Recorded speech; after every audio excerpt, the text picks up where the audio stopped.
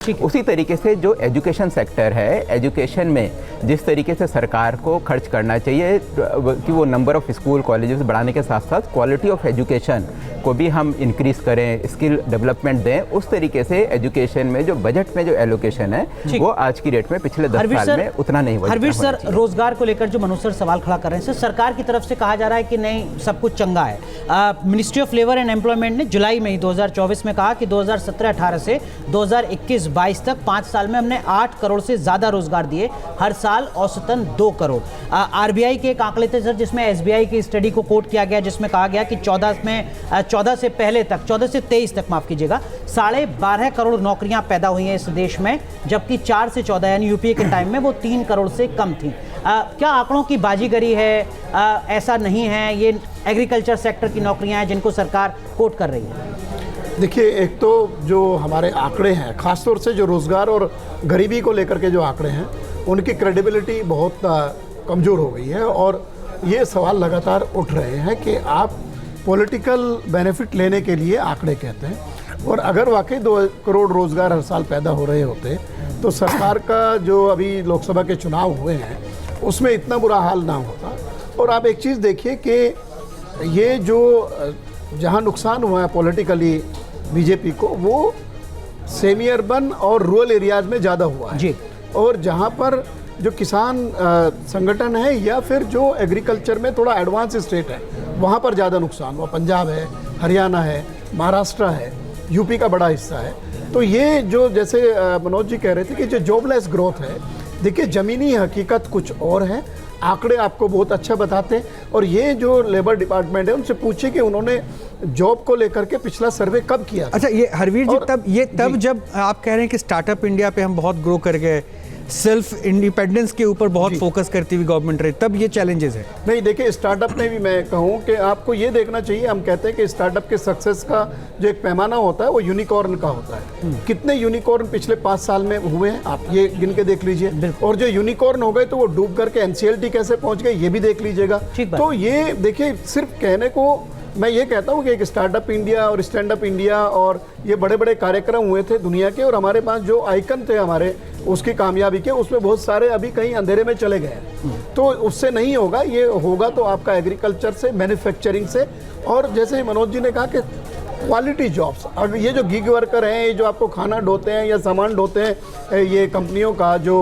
आपका online retailing वाले हैं, उनकी लाइफ आप देखिए, वो कहाँ बचत करेंगे, कहाँ अपना जीवन बेहतर करेंगे।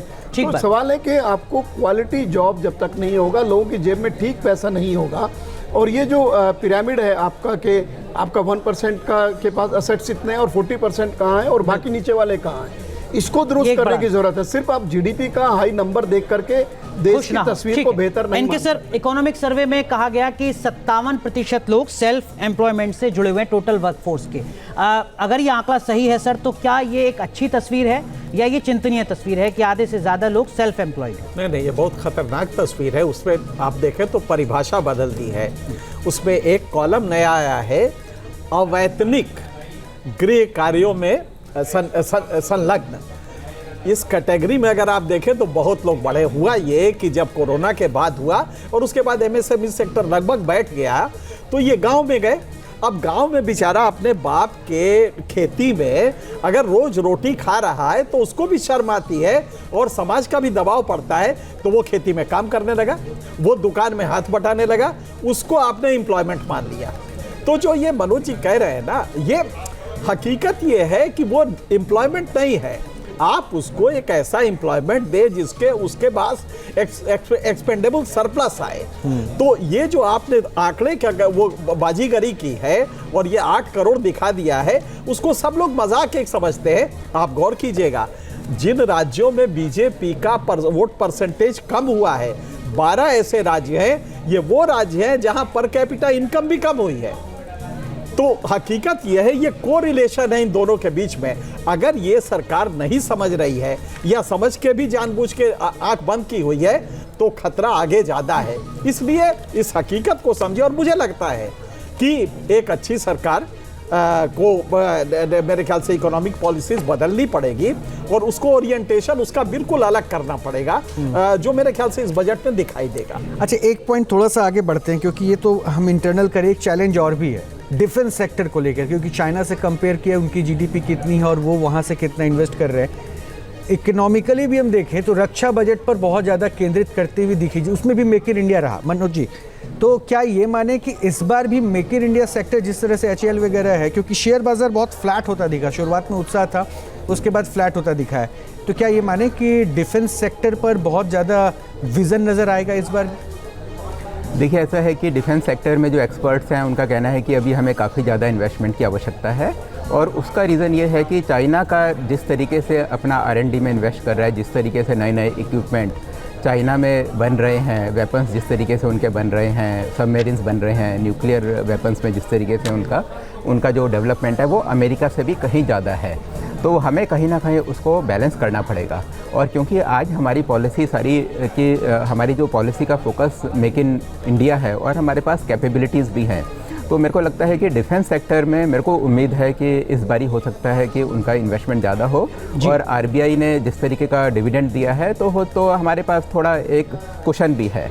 तो ये तो एक चीज़ हो गई, लेकिन दूसरा एक और चीज़ है, क्योंकि जो इकोनॉमिक सर्वे की अगर हम बात करें तो उन्होंने एक जो बड़ा कंसर्न जाहिर किया था वो ये बोला था कि चलिए ठीक है, हमारा जो इंटरनल जो हमारी इकोनॉमिक्स है, इंटरनली हमारा वो चीज़ तो ठीक है, हमारा GDP ग्रोथ हो रहा है, फिजिकल कंट्रोल में है, और ये है जॉब में ध्यान देना वगैरह वगैरह, लेकिन एक और जो उन्होंने चिंता जाहिर करी थी वो थी एक्सटर्नल फैक्टर्स में।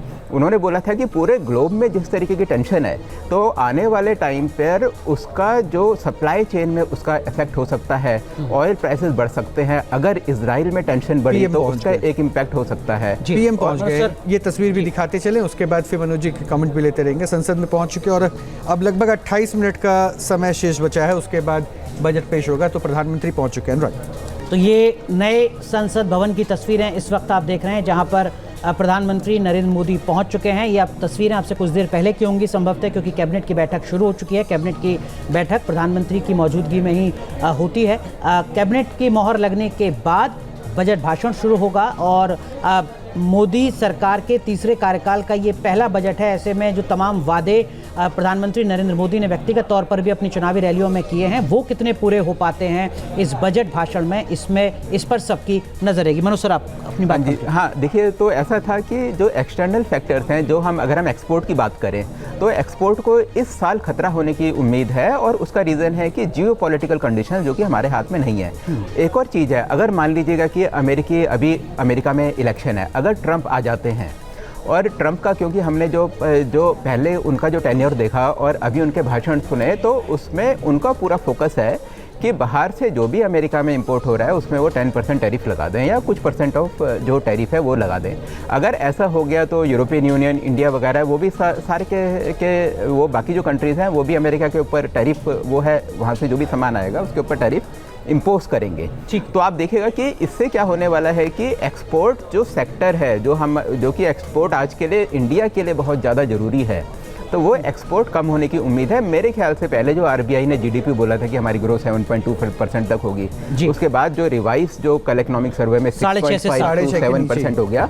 हो सकता है कि ये जो एक्सटर्नल जियोपॉलिटिकल कंडीशंस और प्लस Q4 और Q1, ये जो क्वार्टर हैं, इस क्वार्टर में जो कॉर्पोरेट जो पहले बहुत अच्छा कर रहा था, इन 2 क्वार्टर में कंपैरेटिवली कॉर्पोरेट के प्रॉफिट्स कम हुए हैं, तो वो मेरे को लगता है कि एक रीज़न हो सकता है कि उन्होंने GDP को कम किया। हरवीर सर, इकोनॉमिक सर्वे में कहा गया कि जो वैश्विक जोखिम है उनके लिए तैयार रहें बैंक, ज़्यादा उधार ना दें। न्यूज नेशन अब व्हाट्सएप पर खबरों की ताज़ा अपडेट के लिए न्यूज नेशन के इस QR कोड को स्कैन करें।